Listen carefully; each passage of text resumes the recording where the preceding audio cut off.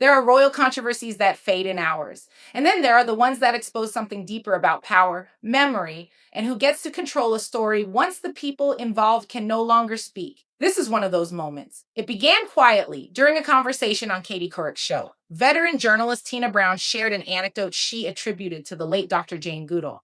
According to Brown, Prince Harry once introduced his newborn son, Archie, by using a phrase that instantly ignited backlash. Within hours, the story was everywhere, not because of what it proved, but because of what it implied. The response from Prince Harry's camp was immediate and unusually forceful. A spokesperson flatly denied the claim, saying Harry had never used language even remotely resembling what was reported. And then came the sharpest accusation of all, that Tina Brown knew exactly what she was doing, inventing words, placing them in the mouth of a respected woman who had passed away and could no longer correct the record. That detail mattered because Jane Goodall is not just any figure in Harry's life. She was a mentor, a collaborator, a friend. They met in 2018, bonded over environmental work, and remained close for years. She was one of the few people outside the immediate family who held Archie as a newborn, which is why the next development did little to calm the situation. Tina Brown issued a clarification. She said she misspoke, that the wording was wrong, too rushed, a verbal slip. According to her, the phrase she recalled was different, less inflammatory, and otherwise she stood by her account.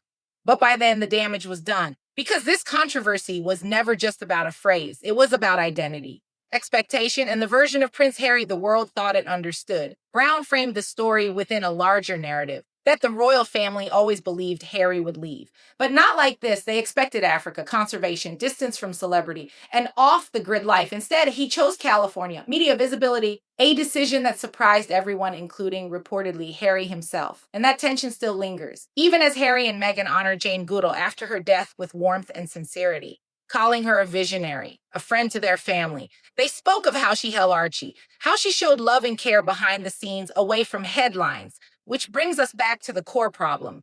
When a story involves race, legacy, and a man who already exists under a microscope, precision matters. Because once a phrase enters the public record, it stops belonging to the truth. It becomes a weapon. And in this case, the person most capable of clarifying it is no longer here to do so. What remains is a familiar pattern, a comment, a correction, a denial, and a royal narrative once again spinning beyond anyone's control. In the end, this wasn't just about what Prince Harry said or didn't say. It was about how easily intention can be rewritten when memory becomes secondhand and silence fills the gaps. And in that silence, the loudest voices are rarely the most accurate.